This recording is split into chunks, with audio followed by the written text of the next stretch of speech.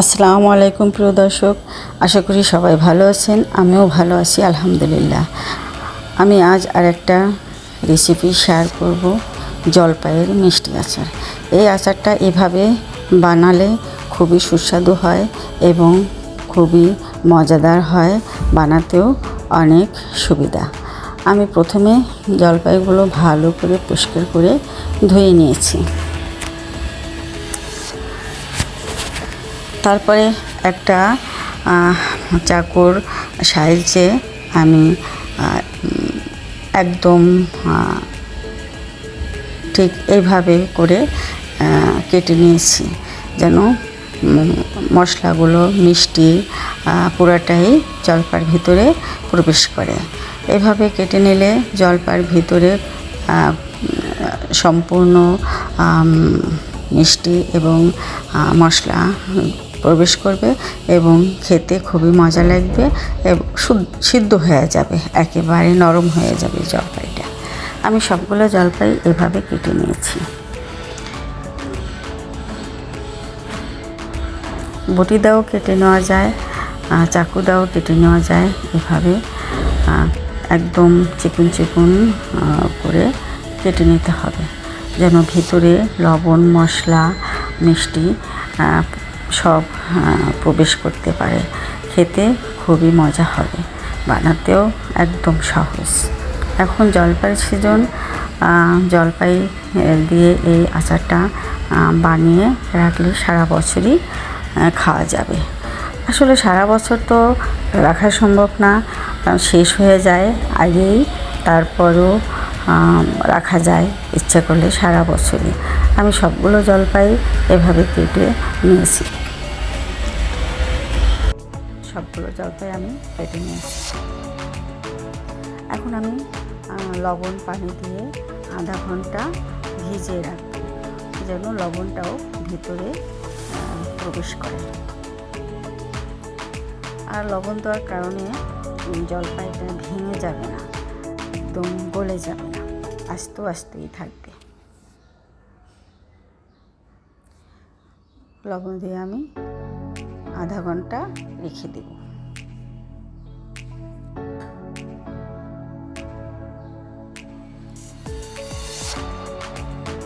এখন আমি পানি থেকে জলপাইগুলো তুলে নেব।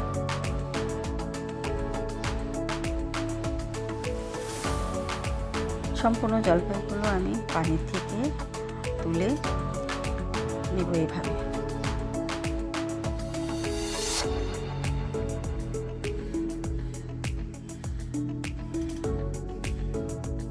খুবই মজার একটা আচার, বাচ্চারাও পছন্দ করে, বড়রাও পছন্দ করে।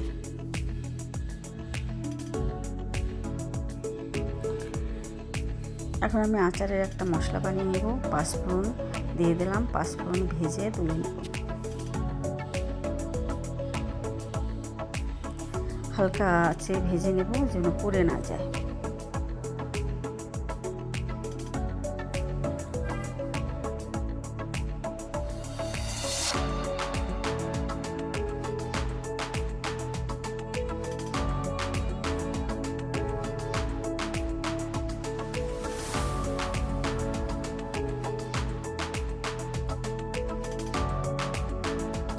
হয়ে গেছে আমার পাঁচফোড়ন ভাজা, এখন তুলে নেব।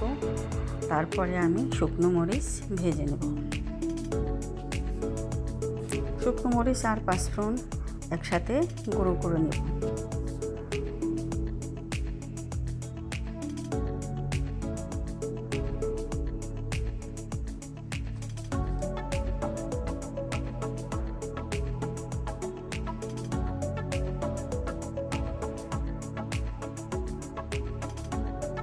মরিচটা ভালো করে ভেজে নেব, যেন সুন্দর একটা ঘ্রাণ আসে।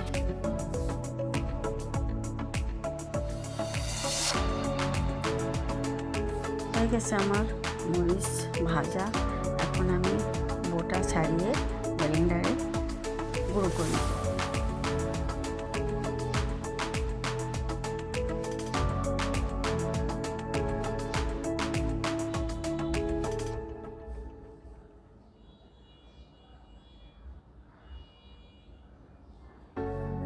প্রিয় দর্শক, আমার ভিডিওটা যদি ভালো লাগে প্লিজ সাবস্ক্রাইব করবেন, লাইক এবং শেয়ার দিবেন, আমার পাশে থাকবেন।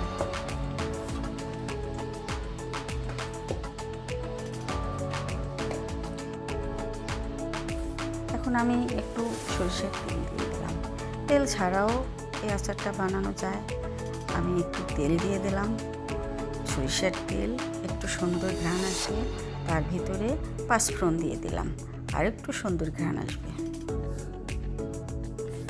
আচার বলে কথা, আচারে তো একটু আচারের ঘ্রাণ থাকতেই হবে। এখন আমি আদা রসুনের পেস্ট দিয়ে দিলাম 1 চামচ।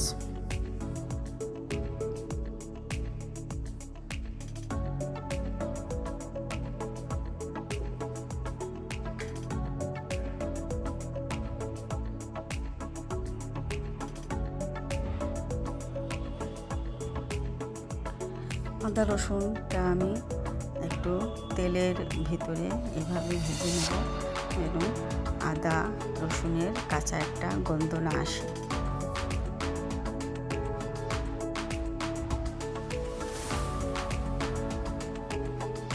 এখন আমি চিনি দিয়ে দেব, বড় বড় 3 চামচ, গোল চামচে 3 চামচ চিনি দিয়ে দেব।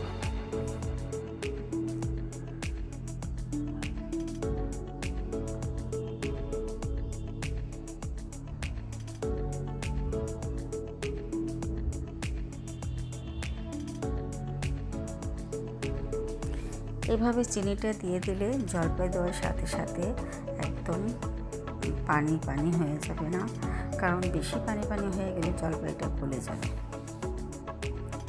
এখন আমি জলপাইগুলো দিয়ে দেব।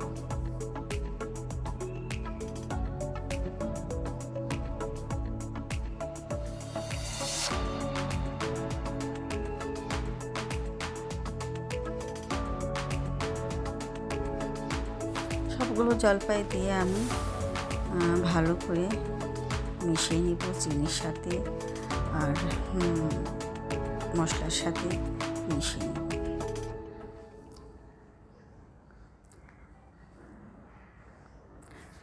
এখন দিয়ে দেব 1 চামচ হলুদ, সুন্দর একটা ঘ্রাণ, সুন্দর একটা কালার আসবে। আর দিয়ে দেব 1 চামচ লাল মরিচের গুঁড়ো, আর 1 চামচ ধনিয়া জিরা গুঁড়ো একসাথে করে গুঁড়ো করে রাখা, সেটা দিয়ে দিলাম।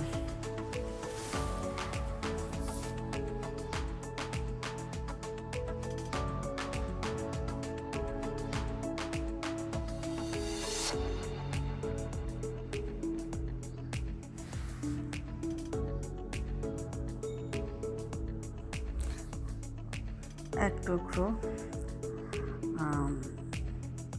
দারচিনি দিয়ে দিলাম, কয়েকটা এলাচ দিয়ে দিলাম।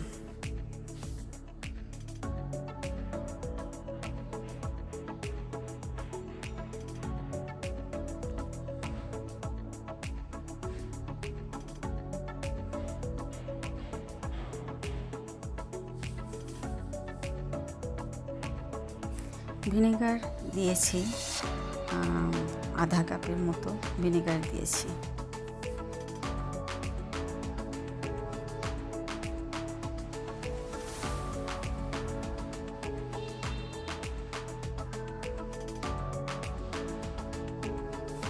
এখন আমি মিডিয়াম আঁচে খুব আস্তে আস্তে নেড়ে নিব, যেন জলপাইগুলো ভেঙে না যায়।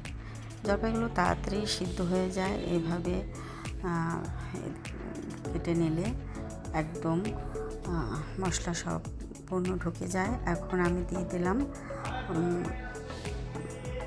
বিট লবণ।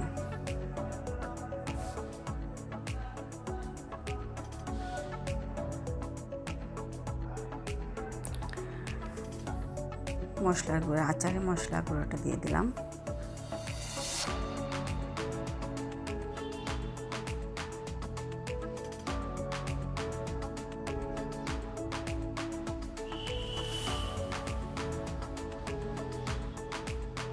এখন আমি চামচ দিয়ে খুন্তি দিয়ে বেশি নাড়ব না, এইভাবে ঝাঁকিয়ে ঝাঁকিয়ে নিব, যেন তলানিতে লেগে না যায়, কারণ আচার লেগে গেলে ঘ্রাণটা নষ্ট হয়ে যাবে।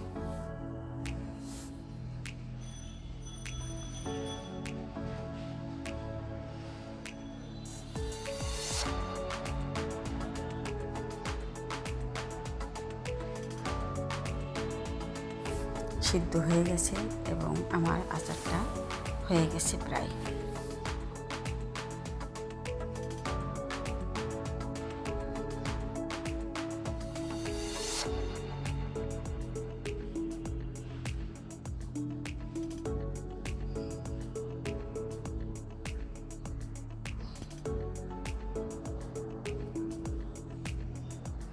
ভালো থাকবেন সবাই, সবার প্রতি ভালোবাসা ও দোয়া রইল।